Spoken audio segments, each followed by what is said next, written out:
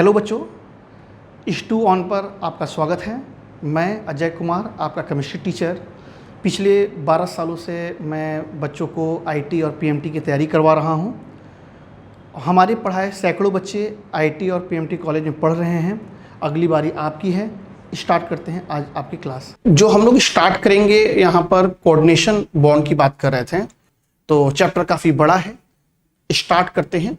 Starting में जैसे कि मैंने बताया कि हम लोग को टाइप ऑफ बॉन्ड से पढ़ना है, तो हम ये पढ़ रहे थे कि किसी दो एटम के बीच में बॉन्ड क्यों बनता है।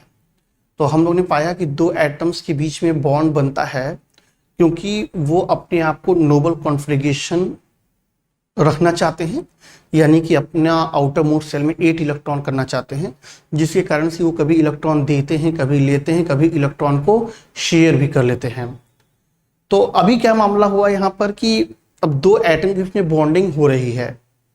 तो अब ये हुआ कि भाई बॉन्डिंग क्यों हो रही है, तो उसके लिए हमने बता दिया कि आपको भाई ऑक्टेव रूल है, उनके पास 8 इलेक्ट्रॉन होने चाहिए। इसी 8 इलेक्ट्रॉन के लिए वो इलेक्ट्रॉन लेते देते शेयर वगैरह जो सब करते हैं। कहानी अभी आगे बढ़ी तो ये हुआ कि ये रूल सब जगह फॉलो नहीं हो रहा था। कुछ मॉलिक्यूल थे जो कि 8 से कम इलेक्ट्रॉन रखते थे, कुछ ऐसे थे जो 8 से ज़्यादा रखते थे। अब मामला ये बना कि भाई क्यों ऐसा हो रहा है, ऑक्टेव रूल के बाद भी एटम की जो बॉन्डिंग क्यों हो रही है। इसके लिए एनर्जी का एक डायग्राम आया, रेडियस ऑफ एटम, या ये दो एटम के बीच की दूरी और पोटेंशियल एनर्जी का आया मामला। ये रहा हम लोग का पोटेंशियल एनर्जी और ये है आपका रेडियस, ये है आपका डिस्टेंस कह सकते हैं, दो एटम के बीच का डिस्टेंस। इनका डायग्राम देखें तो कुछ इनका डायग्राम कुछ ऐसे है सर। यानी कि आप देखोगे यहां पर जब दो एटम्स काफी दूर हैं तो उनकी पोटेंशियल एनर्जी नियरली 0 है। जैसे जैसे वो दो एटम्स पास आ रहे हैं पोटेंशियल एनर्जी गिरती जा रही है। एक ऐसा समय आया कि अब उससे अगर ये पास आ रहे हैं तो पोटेंशियल एनर्जी फिर बढ़ना शुरू हो गया। तो हमारे यहाँ हम लोग थर्मोडायनेमिक्स पढ़े हैं, हम लोग को पता है कि इस यूनिवर्स में कोई भी सिस्टम अपने आप को मिनिमम एनर्जी पे रखना चाहता है। जितना कम एनर्जी होगा उतना ही ज्यादा उसकी स्टेबिलिटी होगी। अगर आपको बताया गया होगा तो डेल्टा जी गिब्स एनर्जी पढ़ाते समय delta H minus T delta S, तो यहां बताया गया होगा कि दुनिया में कोई भी प्रोसेस स्पॉन्टेनियस तभी होता है जबकि वहां पर रैंडमनेस बढ़ जाए और एनर्जी इवॉल्व हो, यानी मिनिमम एनर्जी लेवल और मैक्सिमम रैंडमनेस ये सिस्टम अचीव करना चाहता है, इसीलिए स्पॉन्टेनियस होता है। अभी क्या है, ये अपने मिनिमम एनर्जी लेवल पर यहां पर है, ये है इसका मिनिमम एनर्जी लेवल। तो जहां पर ये मिनिमम एनर्जी लेवल होता है इसी दूरी को हम लोग बोलते हैं बॉन्ड लेंथ। ये जो दो एटम के बीच की दूरी है इसी को हम लोग बॉन्ड लेंथ बोलते हैं। ये जो एनर्जी वाला कंडीशन था ये हर जगह फॉलो हो रहा था, ये हर जगह हम लोग को दिख रहा था कि भाई हाँ ये बॉन्ड बन रहा है तो एनर्जी इवॉल्व हो रहा है।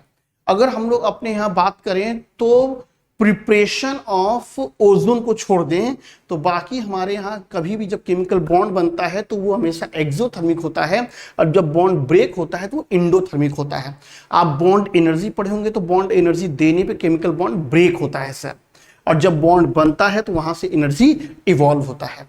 तो यहाँ पर यही कंडीशन है, जहां पर पोटेंशियल एनर्जी मिनिमम होता है एटम्स के बीच का, वही उसका बॉन्ड लेंथ होता है, वहीं पे केमिकल बॉन्डिंग बनती है। टाइप ऑफ केमिकल बॉन्ड में आज हम लोग जा रहे हैं पढ़ने आयनिक बॉन्ड। आपको आयनिक बॉन्ड पढ़ाऊंगा, कोऑर्डिनेशन बॉन्ड पढ़ाऊंगा, उसकी थ्योरी बताऊंगा, आगे पढ़ेंगे।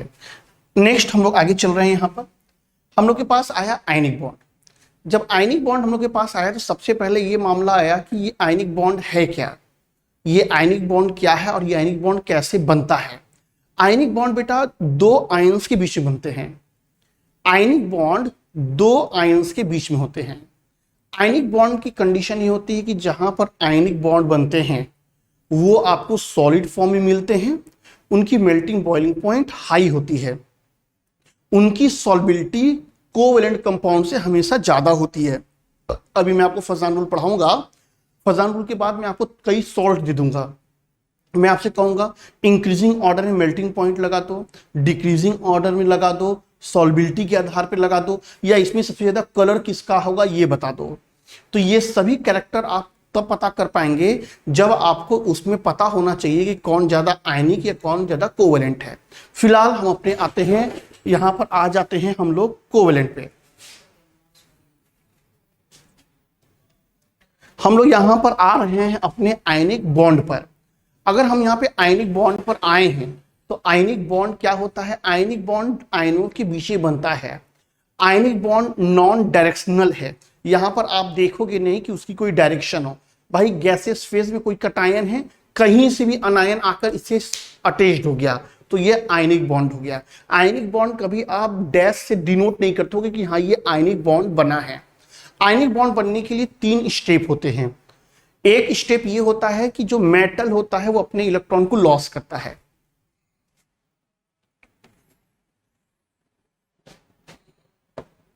यहां पर हमारे पास कोई मेटल होता है जो कि इलेक्ट्रॉन को लॉस करता है। जब हम लोग कोई भी गैसियस एटम लेते हैं और उसको हम लोग एनर्जी देते हैं, उतना एनर्जी देते हैं जिससे कि वो एक इलेक्ट्रॉन लॉस कर दे, उस एनर्जी को बोलते हैं आयनाइजेशन एनर्जी।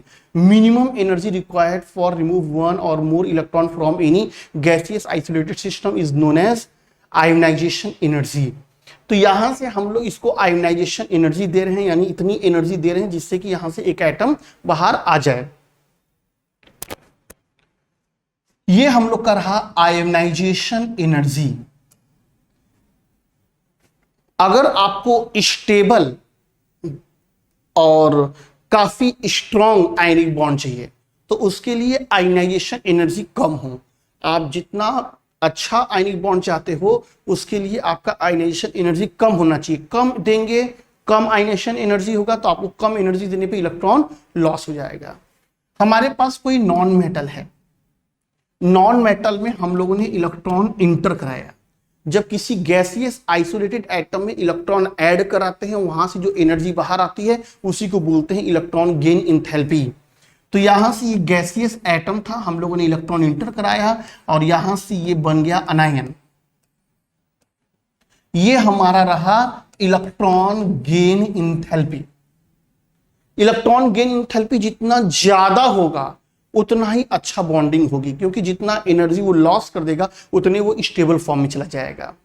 इसमें तीसरा स्टेप आता है जबकि ये जो कटायन है, गैसियस कटायन गैसियस अनायन के साथ ऐड होकर एक सॉलिड कंपाउंड बनाता है।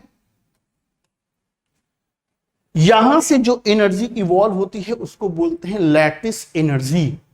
यहां से जो एनर्जी इवॉल्व होता है उसी को हम लोग बोलते हैं यहां पर लैटिस एनर्जी। तो यहां से ये हमारा रहा यहां पर लैटिस एनर्जी। लैटिस एनर्जी को डायरेक्ट निकालने का कोई तरीका नहीं है। लैटिस एनर्जी को निकालने के लिए हम लोग को बॉर्न हैबर साइकिल पढ़ना होता है। तो अभी ये खत्म होती है ये टॉपिक तो हम आपको बॉर्न हैबर साइकिल यानी कि लैटिस एनर्जी निकालना सिखाएंगे। तो यहां पर जब हम लोग कोई आयनिक कंपाउंड बना रहे होते हैं तो यहां पर 3 कंडीशन होते हैं, एक मेटल, दूसरा नॉन मेटल। मेटल यहां पर इलेक्ट्रॉन लॉस करता है, जो एनर्जी खर्च होती है वो आपकी आयोनाइजेशन एनर्जी है। दूसरा, जब कोई एटम इलेक्ट्रॉन एक्सेप्ट करता है तो वहां से जो एनर्जी इवॉल्व होती है वो इलेक्ट्रॉन गेन इंथैल्पी है। ये दोनों कटायन अनायन जब आपस में अटैच्ड होते हैं और सॉलिड कंपाउंड बनाते हैं तो यहां से जो एनर्जी इवॉल्व होती है उसको बोलते हैं लैटिस एनर्जी। दुनिया में कोई भी आयनिक सॉल्यूट सॉल्युबल तभी होता है जब उसकी लैटिस एनर्जी ज्यादा होती है उसके हाइड्रेशन एनर्जी से। सॉरी, उल्टा बोल दिया। हाइड्रेशन एनर्जी ज्यादा होनी चाहिए लैटिस एनर्जी से। हाइड्रेशन एनर्जी ज्यादा होगा, लैटिस एनर्जी कम होगा, तभी वो आयनिक सॉल्यूट जो है वो सॉल्युबल होगा, वरना वो सॉल्युबल नहीं होगा।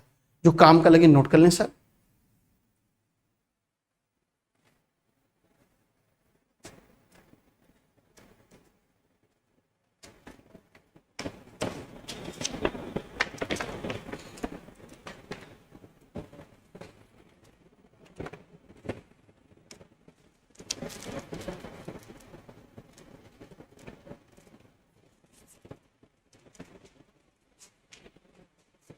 उम्मीद है आप लोग इसको नोट कर लिए होंगे। जो आयनिक सॉलिड है उनकी जो प्रॉपर्टी होती है वो आपको सॉलिड फॉर्म में मिल जाते हैं। उनकी मेल्टिंग पॉइंट जनरली हाई होती है। जो आयनिक कंपाउंड होते हैं वो बैड कंडक्टर होते हैं हीट और इलेक्ट्रिसिटी के लिए, लेकिन इनका मोल्टेन फेज हो या तो एक्वस सॉल्यूशन हो। यहां पर जो आयनिक सॉलिड है ये सॉलिड फॉर्म में आपका बैड कंडक्टर है हीट और इलेक्ट्रिसिटी के लिए, लेकिन मोल्टेन फॉर्म में जब जाएगा तो यहां से ये M+ और X- के फॉर्म में जब आयंस आएंगे तब वो इलेक्ट्रिसिटी कंडक्ट कर देगा। वाटर में क्या होता है, वाटर का डाई इलेक्ट्रिक कांस्टेंट ज्यादा होता है। वाटर का डाई इलेक्ट्रिक कांस्टेंट होता है 80। तो अगर हम लोग आयनिक कंपाउंड को वाटर में डालते हैं तो डाई इलेक्ट्रिक कांस्टेंट ज्यादा होता है, जिससे कि वहां पर आयन का डिसोसिएशन ज्यादा होता है। F = 1/4 pi epsilon not Q1 Q2/R²। यहां से अगर सब कांस्टेंट करते हैं तो जो फोर्स होता है वो इनवर्सली प्रोपोर्शनल होता है डाई इलेक्ट्रिक के। तो वाटर का डाई इलेक्ट्रिक कांस्टेंट ज्यादा होता है तो फोर्स ऑफ अट्रैक्शन आयन के बीच का कम कर देता है, जिससे कि वो आयनिक कंपाउंड ज्यादा डिसोसिएट होते हैं। जब वो ज्यादा डिसोसिएट होते हैं तो इसका मतलब ये है कि वो इलेक्ट्रिसिटी आराम से कंडक्ट कर सकते हैं। आप NaCl ले लो, NaCl को वाटर में डाल दो और उसी NaCl को आप बेंजीन में डाल दो। आप देखोगे कि NaCl नमक जो है पानी में जाएगा तो वहां पे ट्रू सॉल्यूशन बनाता है, अच्छे से घुल जाएगा। लेकिन वही NaCl जब बेंजीन में जाता है तो वहां पर कोलाइड्स बना लेता है, कोलाइडल पार्टिकल्स बना लेता है। ऐसा क्यों? अगर कोई पूछे भाई ऐसा क्यों होता है तो आप बोलोगे कि वाटर का डाई इलेक्ट्रिक कांस्टेंट 80 है, जिसके कारण से वहां पर जाकर NaCl डिसोसिएट हो गया। बेंजीन का डाई इलेक्ट्रिक कांस्टेंट 3.5 है, बेंजीन का डाई इलेक्ट्रिक कांस्टेंट 3.5 है और वाटर का 80 है। तो डाई इलेक्ट्रिक कांस्टेंट ज्यादा होने से फोर्स ऑफ अट्रैक्शन कम हो जाता है NaCl का पानी में, जिसके कारण से वो टूट जाता है। लेकिन बेंजीन की बात करें तो बेंजीन का 3.5 है, तो 3.5 के कारण फोर्स ऑफ अट्रैक्शन तगड़ा होता है, जिससे कि उनका डिसोसिएशन बेंजीन में नहीं हो पाता। इसीलिए वो NaCl बेंजीन में जाते हैं और कोलाइड्स बनाते हैं, और वही NaCl जब वाटर में आते हैं तो वो यहां पर ट्रू सॉल्यूशन बनाते हैं। तो ये हम लोग के पास रहा आयनिक कंपाउंड, और ये कुछ आयनिक कंपाउंड के प्रॉपर्टीज हैं। हम लोगों ने क्या क्या पढ़ा? सॉल्युबिलिटी देखा, इलेक्ट्रिसिटी कंडक्ट करने की प्रॉपर्टी देखी, इसका मेल्टिंग बॉइलिंग पॉइंट देखा, और इसका फिजिकल स्टेट देखा। हम लोगों ने ये सब चीजें पढ़ा किसी आयनिक कंपाउंड के बारे में। आयनिक कंपाउंड का फॉर्मेशन कैसे होता है, हम लोगों ने ये सारी चीजें पढ़ा। इसमें जो काम का लगे आप नोट कर सकते हैं।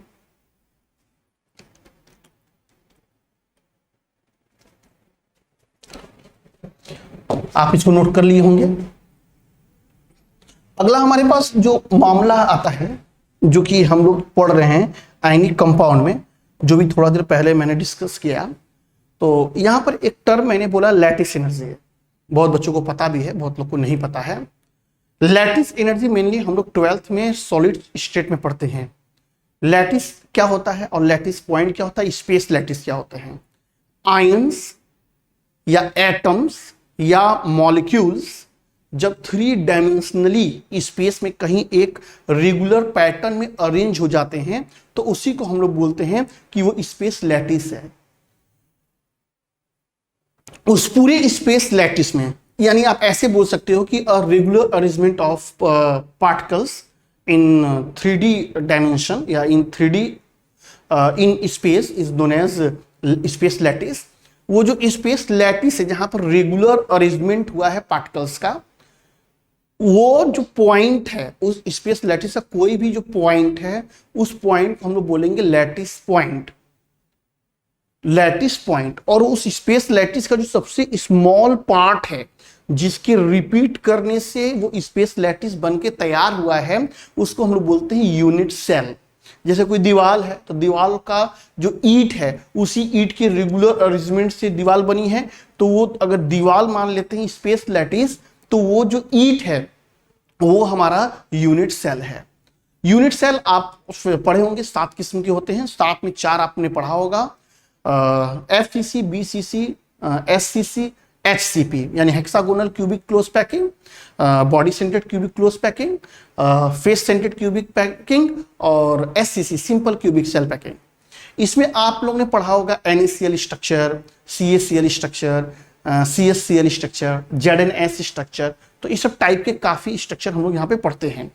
फिलहाल हम लोग आते हैं अपने लैटिस एनर्जी पर। जैसे एक NaCl का स्ट्रक्चर है, NaCl स्ट्रक्चर है, उस NaCl स्ट्रक्चर में हम लोग को वहां से Na या Cl कुछ बाहर निकालना है। तो जो एनर्जी हम खर्च करेंगे वहां से उसको निकालने के लिए उसको बोलते हैं लैटिस एनर्जी। हम आपको NaCl का स्ट्रक्चर दिखा रहे हैं।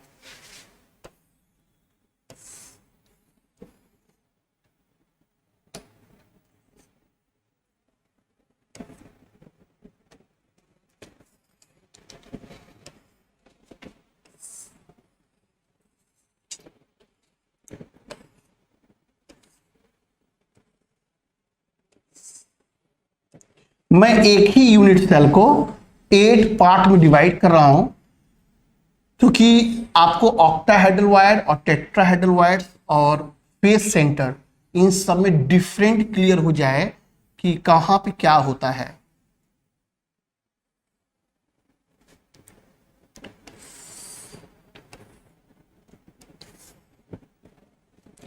ये एक हमारा यूनिट सेल है।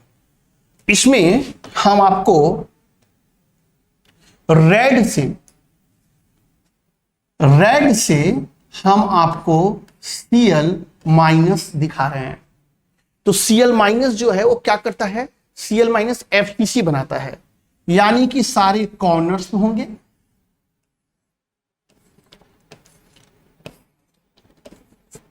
सारे फेस के सेंटर पर होंगे।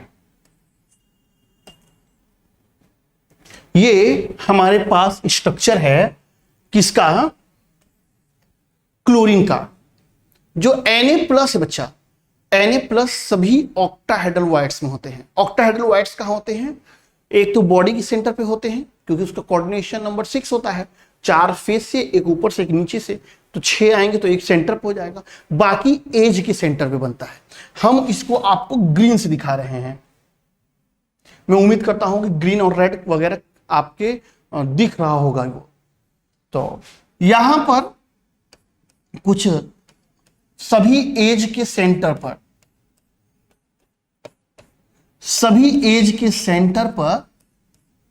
ये Na+ ऐसे बैठा होता है और एक पूरा का पूरा बॉडी के सेंटर पे होता है। यहां पर Na का कोऑर्डिनेशन नंबर 6 होता है और Cl का भी कोऑर्डिनेशन नंबर 6 होता है। तो मैं एक एग्जांपल आपको लिया हूं बस यहां पर दिखाने के लिए कि भाई किस तरीके से स्पेस लैटिस तैयार होता है और इसको हम लोग यूनिट सेल बोलते हैं। आप लोग ऑलरेडी जो भी आपको सॉल्यूशन पढ़ाए होंगे टीचर, वो ये सब बताए होंगे। मान लो ये NaCl स्ट्रक्चर है। अब इस NaCl स्ट्रक्चर में हर Na जो होगा वो 6 क्लोरीन से घिरा होगा और हर क्लोरीन 6 Na से घिरा होगा। तो जब यहां से हम लोग एक किसी आयन को निकालना चाहेंगे तो बाकी सब अट्रैक्शन उसको बांध के रखे हैं, तो उसके अगेंस्ट हम इनको एनर्जी देंगे। जब उसके अगेंस्ट एनर्जी देंगे तब यहां से हम इसको निकाल पाएंगे। तो यहां से जो एनर्जी हमने खर्च किया हम लोगों ने खर्च किया इस आयन को यहां से निकालने में, इसको हम लोग बोलते हैं लैटिस एनर्जी। अब आते हैं अपने काम पर, लैटिस एनर्जी पढ़ने पर।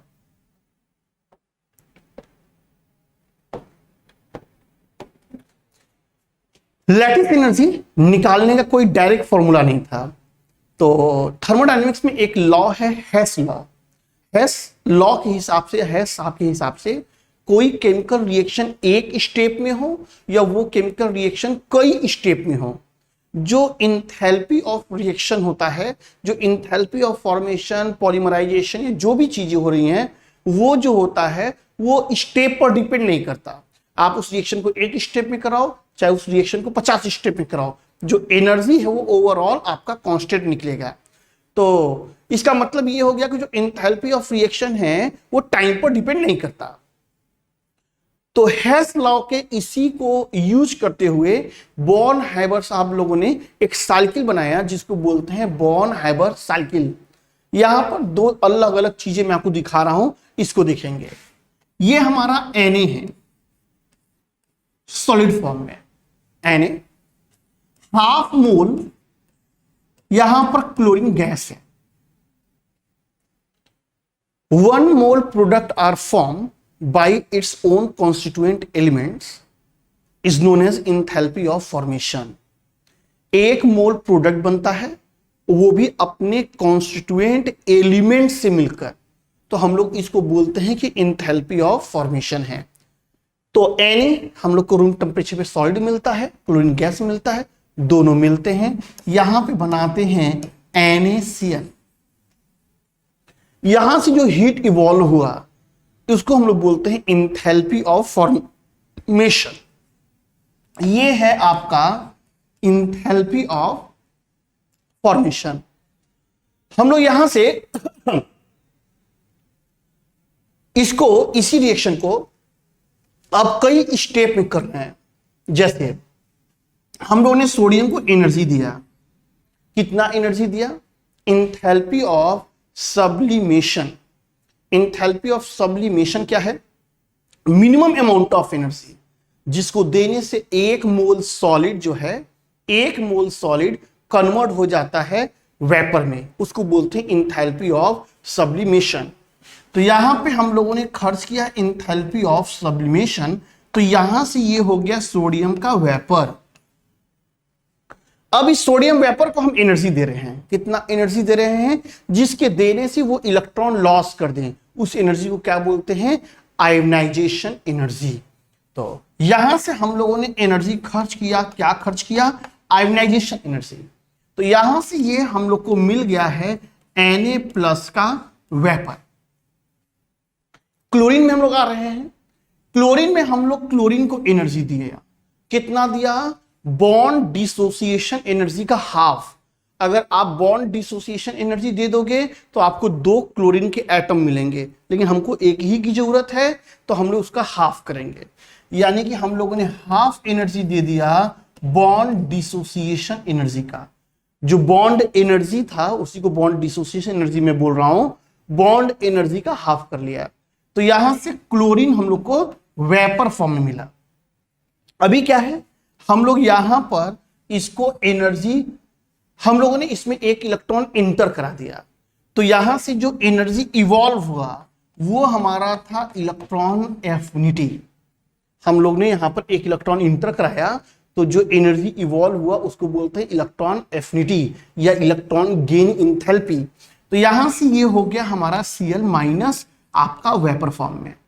फिर ये दोनों आपस में मिलते हैं और मिलकर बनाते हैं NaCl। तो यहां से ये जो एनर्जी लॉस करेंगे वही एनर्जी हमारी होगी क्या? Lattice energy. हम इसको U से डिनोट कर रहे हैं। पूरा मामला देख लीजिए। पूरा मामला ये है कि भाई रिएक्शन आप एक स्टेप में कराओ चाहे रिएक्शन आप कई स्टेप में कराओ, एंथैल्पी चेंज कॉमन है। जो एंडोथर्मिक प्रोसेस था, यानी जिनको कराने के लिए हमको एनर्जी देनी पड़ रही थी, हमने सभी को प्लस में रखा है, और जहां से एनर्जी मुझे मिलना था हमने माइनस में रखा है। जैसे सब्लिमेशन के लिए एनर्जी देना था, प्लस में है। आयनाइजेशन के लिए एनर्जी देना था, प्लस में है। Cl2 था, Cl बनने के लिए एनर्जी देना था, हाफ एनर्जी हो गया बॉन्ड डिसोसिएशन एनर्जी का। इलेक्ट्रॉन एफिनिटी एनर्जी मिलना था, इसलिए हमने इसको माइनस में रखा है। Na+ गैस और Cl- गैस जब आपस में मिलके NaCl बनाएंगे तो एनर्जी मिलना था, इसलिए हमने माइनस में रखा लैटिस एनर्जी। अब यहां पे अगर हम लोग हेस लॉ फॉलो करें तो भाई इंथैल्पी ऑफ फॉर्मेशन भी यहां पे नेगेटिव होगा। तो इंथैल्पी ऑफ फॉर्मेशन बराबर, आप एक स्टेप में इसको बनाओ या कई स्टेप में बनाओ, एनर्जी तो बराबर ही चेंज होनी थी। तो इंथैल्पी ऑफ फॉर्मेशन हो गया प्लस इंथैल्पी ऑफ सब्लिमेशन हो गया प्लस आयोनाइजेशन एनर्जी हो गया plus half bond dissociation energy हो गया माइनस इलेक्ट्रॉन एफिनिटी हो गया माइनस आपके पास लैटिस एनर्जी हो गया। तो ये है आपका बॉर्न हाइपर साइकिल और इसी की मदद से हम लोग लैटिस एनर्जी निकालने हैं। इसको नोट कर लें जो काम का लगे इसमें आपको।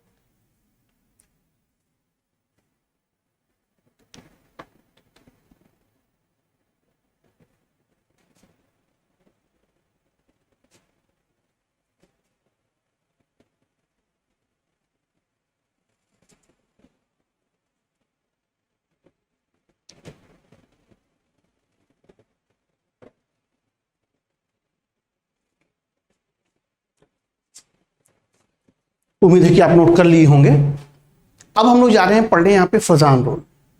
अगर मैं बात करूं केमिकल बॉन्डिंग चैप्टर का, तो चैप्टर मेन यहीं से स्टार्ट होगा।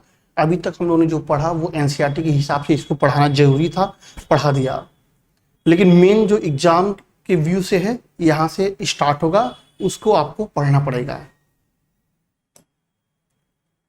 हम लोग के पास आया है फजान रूल। हम लोग को पता है कि जब कहीं बॉन्डिंग होती है और कोई आयनिक कंपाउंड या कोवेलेंट कंपाउंड बनता है, तो कोई भी आयनिक कंपाउंड ना तो 100% आयनिक होता है और कोई कोवेलेंट कंपाउंड ना तो 100% कोई कोवेलेंट होता है। यानी कि आयनिक कंपाउंड में भी थोड़ा परसेंट कोवेलेंट कैरेक्टर का होता है, इसी तरह कोवेलेंट कंपाउंड में कुछ आयनिक कैरेक्टर होते हैं। तो हमारे पास कोई कंपाउंड है, उसके अंदर आपको कोवेलेंट कैरेक्टर ढूंढना है, परसेंट ऑफ कोवेलेंट कैरेक्टर। तो परसेंट ऑफ कोवेलेंट कैरेक्टर के लिए हम लोग को पढ़ना होता है फजान रूल। थोड़ा ध्यान से देखेंगे, फजान रूल इंपॉर्टेंट है।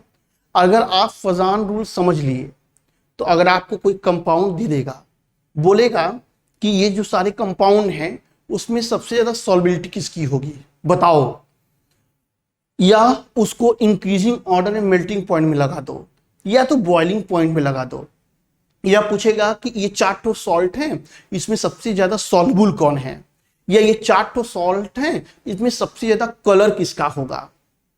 ये सब सारे क्वेश्चन आपके पास अगर आएंगे मेंस में या नीट में, तो आप इनको बना सकते हो फजान रूल की मदद से। तो फजान रूल थोड़ा देखेंगे। फजान रूल के हिसाब से जो हमारे पास आयनिक कंपाउंड है, इसमें जो कोवेलेंट कैरेक्टर है वो डिपेंड करेगा कि जो बॉन्ड है, यानी कि जो कटायन और अनायन है, वहां पर इलेक्ट्रॉन क्लाउड की शिफ्टिंग से। जो इलेक्ट्रॉन क्लाउड की शिफ्टिंग होती है उसी को बोलते हैं पोलराइजेशन। जैसे अभी यहां पर एक कटायन है, यहां पर एक अनायन है, सिंपल ऐसे थे। लेकिन जब ये आपस में कांटेक्ट में आए, यानी आपस में पास आए, तो यहां पर ये जो कटायन है और ये जो अनायन है, इस अनायन का जो इलेक्ट्रॉन क्लाउड था, ये इलेक्ट्रॉन क्लाउड थोड़ा सा कटायन की तरफ शिफ्ट हुआ। भाई कटायन है, इसका जो न्यूक्लियस होगा इनके इलेक्ट्रॉन क्लाउड को अपनी ओर खींच रहा है। तो जब ये इलेक्ट्रॉन क्लाउड की शिफ्टिंग होती है तो हम लोग इसको बोलते हैं पोलराइजेशन। जितना ज्यादा पोलराइजेशन होगा उस कंपाउंड में उतना ज्यादा कोवेलेंट कैरेक्टर आएगा। जितना ज्यादा कोवेलेंट कैरेक्टर होगा उसकी सॉल्युबिलिटी उतनी ही कम होगी। कोवेलेंट कैरेक्टर ज्यादा यानी पोलराइजेशन ज्यादा, तो पोलराइजेशन ज्यादा तो यहां पर कोवेलेंट कैरेक्टर ज्यादा, कोवेलेंट कैरेक्टर ज्यादा तो यहां पर उसकी सॉल्युबिलिटी कम हो जाएगी, उसका मेल्टिंग बॉइलिंग पॉइंट कम हो जाएगा। याद रखनी है कि भाई पोलराइजेशन इलेक्ट्रॉन का डाइवर्जन जहां ज्यादा हुआ वहां कोवेलेंट कैरेक्टर ज्यादा है, जहां कोवेलेंट कैरेक्टर ज्यादा होगा कोवेलेंट कंपाउंड की सॉल्युबिलिटी कम होती है, मेल्टिंग बॉइलिंग पॉइंट कम होता है, वो कलर ज्यादा शो करते हैं। अब मामला ये आता है कि हम लोगों ने पोलराइजेशन देखा, हम लोग को पता है कि भाई कटायन अगर अनायन के इलेक्ट्रॉन को अपनी ओर खींचेगा, जितना तगड़ा खींचेगा उतना ज्यादा पोलराइजेशन होगा और वो एक कंपाउंड में उतना ही ज्यादा कोवेलेंट कैरेक्टर आ जाएगा। वो कोवेलेंट कैरेक्टर आने से क्या क्या चीजें होंगी वो भी मैंने आपको बता दिया।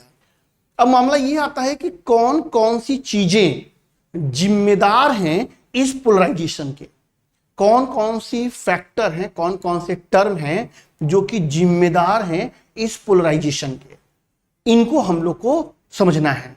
तो सबसे पहली बात आता है साइज ऑफ कटायन, कटायन का साइज। कटायन की साइज की अगर हम बात करें तो कटायन जितना छोटा होगा, कटायन जितना छोटा होगा उसका न्यूक्लियस का इलेक्ट्रिक फील्ड बाहर उतना तगड़ा होगा। तो कटायन का साइज जितना छोटा, पोलराइजेशन उतना ज्यादा, कोवैलेंट कैरेक्टर उतना ज्यादा। तो कटायन के केस में अगर हम बात कर रहे हैं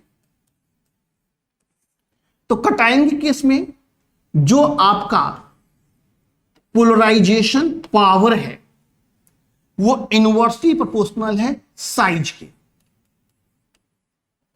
पीपी मतलब पोलराइजेशन पावर। कटायन हमारा जितना छोटा, देखिए हमने आपको फॉर्मूला दिया है, हमने आपको पीरियोडिक टेबल पढ़ाते समय फॉर्मूला दिया था परसेंट ऑफ आयनिक कैरेक्टर निकालने का, लेकिन वो तब बताया था जबकि इलेक्ट्रोनेगेटिविटी आपको पता हो। इलेक्ट्रोनेगेटिविटी नहीं पता है सर, तो सॉल्ट को देखकर कैसे निकालेंगे आयनिक कैरेक्टर, वो मैं सिखा रहा हूं आपको। मुझे पता है भाई, अगर इलेक्ट्रोनेगेटिविटी मैं आपको दे दूंगा तो उसके लिए मैंने आपको फॉर्मूला दे रखा है, उससे आप निकाल लोगे। लेकिन मान लो आपको इलेक्ट्रोनेगेटिविटी नहीं दी है, आपको केवल चार्टो सॉल्ट है, तब आप कैसे तय करोगे आयनिक और कोवैलेंट कैरेक्टर, ये मैं सिखा रहा हूं। फॉर्मूला तब जबकि आपके पास डाटा हो, जब डाटा नहीं है तब क्या करेंगे। कटायन की साइज देखेंगे, कटायन जितना छोटा उसके न्यूक्लियस का इलेक्ट्रिक फील्ड बाहर उतना ही तगड़ा। जितना इलेक्ट्रिक फील्ड का न्यूक्लियस बाहर तगड़ा, न्यूक्लियस का इलेक्ट्रिक फील्ड बाहर तगड़ा होगा, वो बाहर बैठे इलेक्ट्रॉन को उतना जल्दी खींच लेगा। तो कटायन का साइज कम से कम हो तो उसका पोलराइजेशन पावर ज्यादा से ज्यादा होगा। सेकेंड, अब क्या है, कटायन पर चार्ज, मान लो मेरे पास कटायन में हमारे पास है Na+, Mg2+, Al3+।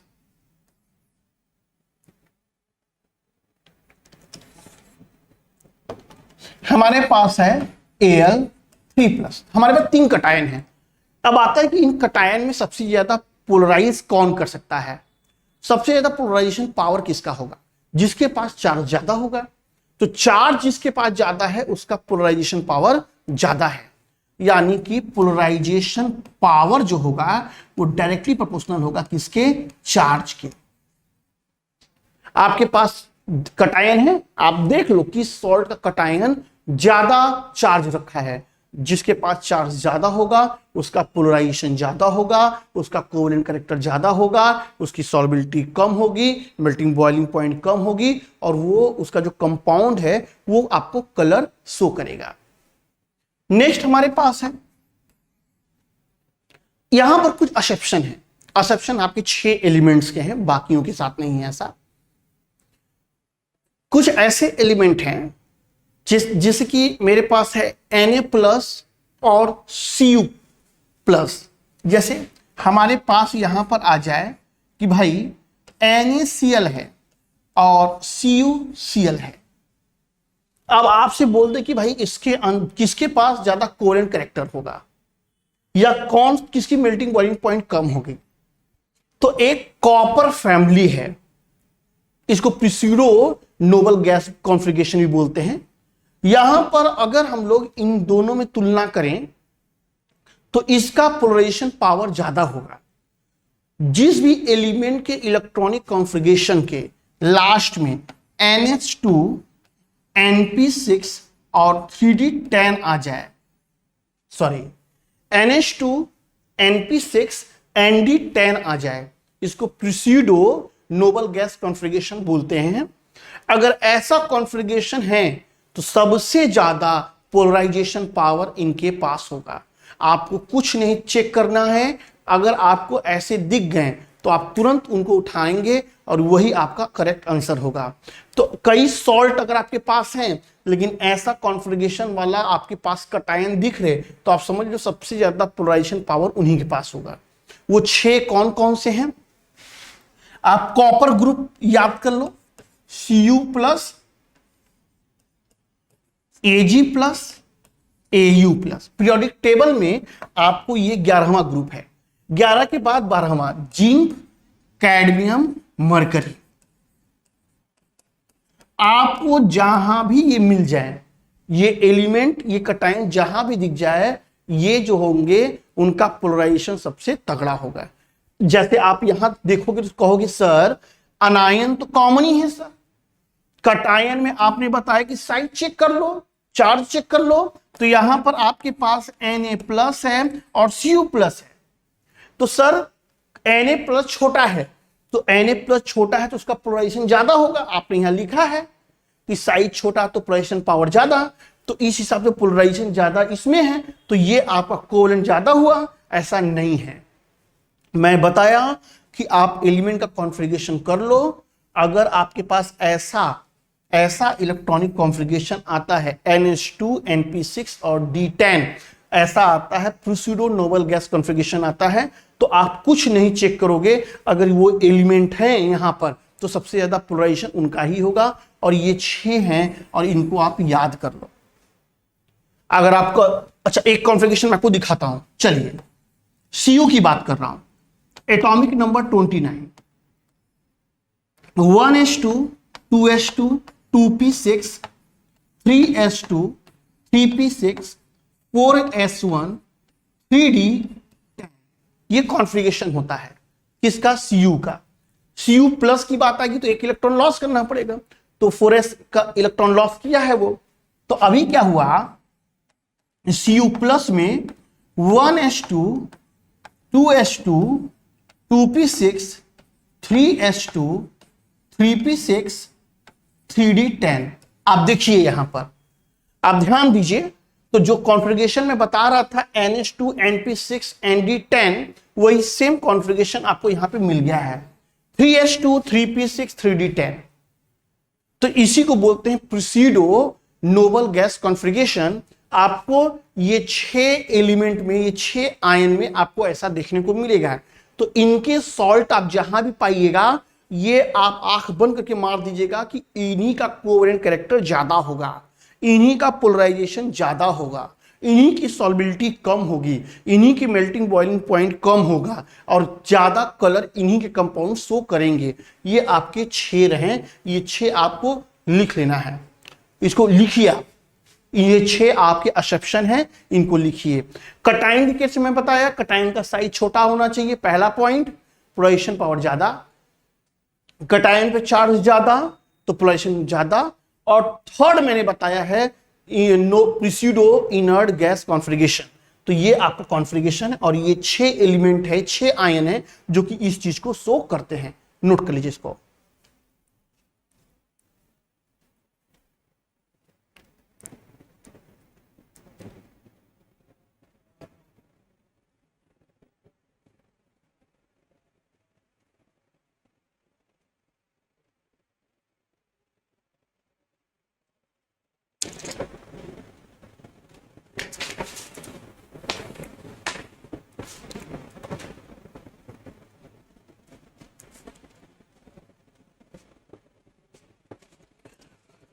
उम्मीद करता हूं कि आप इसको नोट किए होंगे।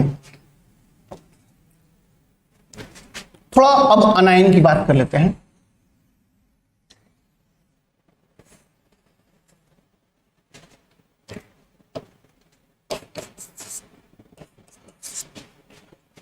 अनायन की बात करें, अब क्या है कि किसी केमिकल स्पीशीज को इलेक्ट्रॉन देना है, जितना इलेक्ट्रॉन देगा, जितना ज्यादा इलेक्ट्रॉन दे देगा, उतना ज्यादा वो क्या हो जाएगा, पोलराइज हो जाएगा।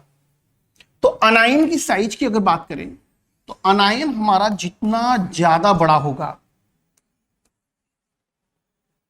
अनायन हमारा जितना बड़ा होगा, उसके पास इलेक्ट्रॉन क्लोराइड उतनी ज्यादा होगी, और जितना ज्यादा इलेक्ट्रॉन क्लाउड होगा उतना ज्यादा वो कटायन को ऑफर करेगा इलेक्ट्रॉन के लिए। तो जो यहां पर पोलराइजेशन होगा अनायन की केस में बता रहा हूं, अनायन पहचानने के लिए बता रहा हूं। अगर आपके पास कटायन कॉमन है और आपको अनायन के बारे में पूछे, तो उसकी साइज जितनी बड़ी होगी, जितनी बड़ी उसकी साइज होगी, उतना ही बढ़िया उसका पोलराइजेशन होगा। तो जो पोलराइजेशन है वो डायरेक्टली प्रोपोर्शनल हो जाएगा साइज के। ये कटायन का केस अलग है और ये अनायन का केस अलग है। अनायन का जो पोलराइजेशन है वो डायरेक्टली प्रोपोर्शनल है साइज के। अनायन का साइज जितना बड़ा होगा, पोलराइजेशन उसका उतना ज्यादा होगा। इसको नोट कर लें, फिर कुछ क्वेश्चन बनवाते हैं। हमने आपको कुछ सॉल्व दिया और आपको बताना है कि इसमें सबसे ज्यादा मेल्टिंग पॉइंट किसकी होगी। जो मैंने दिया है आपको NaCl है, NaF है, NaI है, NaBr है। Option A, B, C, D। आपको पता लगाना है इसमें सबसे ज्यादा इसमें किसका मेल्टिंग पॉइंट है, सबसे ज्यादा मेल्टिंग पॉइंट बताइए सर। जब क्लोरीन है, क्लोरीन को एक इलेक्ट्रॉन देगा भाई, तो एक इलेक्ट्रॉन लेगा तो अनायन बनाएगा ना, नेगेटिव ना चार्ज हो जाएगा। Cl को जब आप इलेक्ट्रॉन दोगे तो Cl माइनस ना बनेगा कि न्यूट्रल बन जाएगा। चलिए यहां पे मैंने बोला कि इसमें सबसे ज्यादा मेल्टिंग पॉइंट किसकी होगी पता लगानी थी। मेल्टिंग पॉइंट सबसे ज्यादा उसकी होगी जो सबसे कम कोवेलेंट होगा, यानी सबसे कम कोवेलेंट यानी सबसे ज्यादा आयनिक होगा। तो अब कोवेलेंट कैरेक्टर देख लेते हैं। कटायन में कुछ रखा नहीं है देखने को, सब कॉमन कर दिया है। मामला आता है अनायन पर। अब अनायन ही डिसाइड करेगा कि यहां पर आंसर क्या होगा। फिर से बता रहा हूं, कटायन सारे ऑप्शन में एक ही है, तो कटायन के बारे में बात ही नहीं कर रहा हूं। अनायन बात कर लेते हैं। अनायन में हम लोगों ने बस एक ही चीज पढ़ी, जितनी ज्यादा बड़ी साइज होगी पोलराइजेशन उतना ज्यादा होगा, कोवेलेंट कैरेक्टर उतना ज्यादा होगा। तो अनायन में सबसे बड़ा अनायन हमारे पास आयोडीन है सर। तो जब आयोडीन सबसे बड़ा है तो सबसे ज्यादा पोलराइजेशन उसकी होगी। जब पोलराइजेशन सबसे ज्यादा होगा तो सबसे ज्यादा कोवेलेंट कैरेक्टर इनकी होगी। जब सबसे ज्यादा कोवेलेंट कैरेक्टर तो मेल्टिंग और बॉइलिंग पॉइंट इनका सबसे कम होगा। अब उसके उल्टा सोचते हैं, सबसे छोटा अनायन, तो सबसे छोटा अनायन फ्लोरीन है बेटा।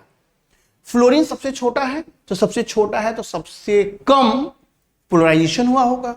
सबसे कम पोलराइजेशन का मतलब है सबसे कम कोवेलेंट कैरेक्टर होगा, इसका मतलब सबसे ज्यादा आयनिक कैरेक्टर होगा। तो यहां पर सोडियम फ्लोराइड का मेल्टिंग बॉइलिंग पॉइंट ज्यादा हो जाएगा।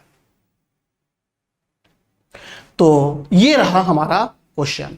नेक्स्ट क्वेश्चन दे रहा हूं आपको, चलो इसी में दे देता हूं। इसमें सबसे डार्क कलर किसका होगा? नहीं, ये क्वेश्चन बदलता हूं, एक मिनट। आपको पता लगाना है कि ये गिवन प्रेसिपिटेट है। आप क्लास 12th में कटायन एनायन का टेस्ट किए हो, तो हाइड्रोजन टेस्ट के लिए आपको हाइड्रोजन के सॉल्ट को सिल्वर नाइट्रेट से ऐड किए थे, प्रेसिपिटेट मिला था, उसी प्रेसिपिटेट के थ्रू बताए थे कि वो कौन सा हाइड्रोजन है। तो वही हाइड्रोजन मैं आपको दे रहा हूं, silver fluoride, silver bromide, silver iodide, silver chloride. चलो इसमें सबसे डार्क कलर किसका होगा बताएं। Which salt show dark colour? Answer C होगा सर। पोलराइजेशन जितना ज्यादा उतना ज्यादा कोवेलेंट कैरेक्टर, जितना ज्यादा पोलराइजेशन उतना ज्यादा कोवेलेंट कैरेक्टर, कोवेलेंट कैरेक्टर जितना ज्यादा उतनी कम सॉल्युबिलिटी।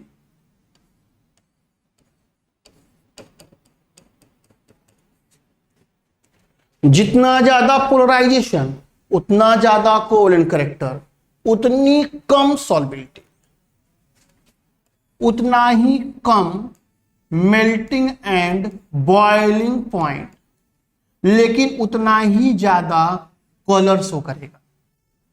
कोवेलेंट कंपाउंड, जितना ज्यादा कोवेलेंट कंपाउंड उतना ज्यादा वो कलर शो करेगा।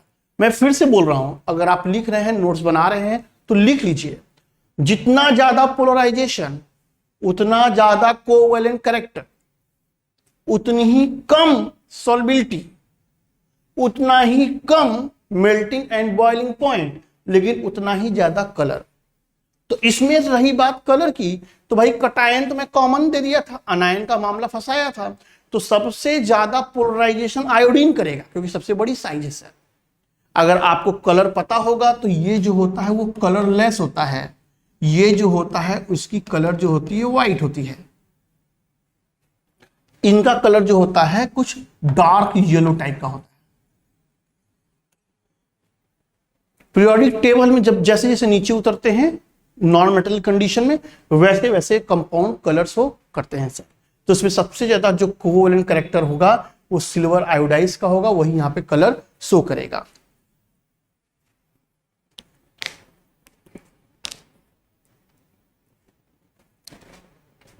इसको आप डार्क येलो लिख सकते हो और इसको लाइट येलो भी लिख सकते हो।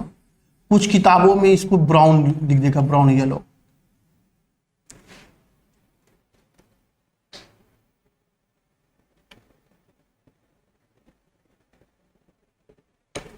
लास्ट क्वेश्चन, आपको बताना है कि इसमें से किसका बॉइलिंग पॉइंट ज्यादा होगा। BeF2 है और MgF2 है। बड़े सोच समझ के आराम से बताइए, कोई जल्दबाजी नहीं है, बताइए।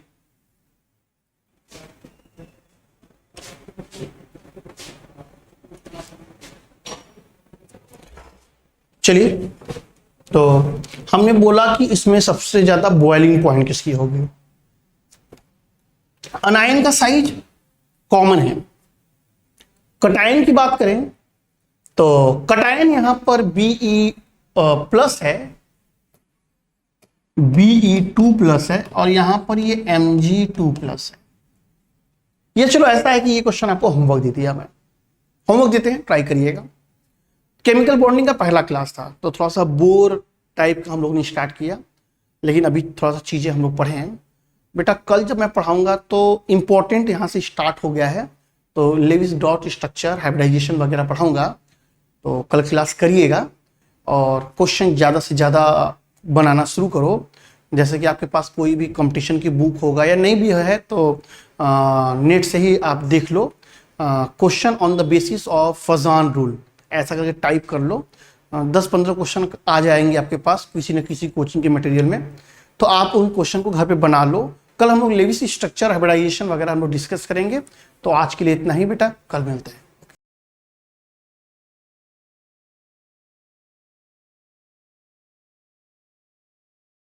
बने रहिए।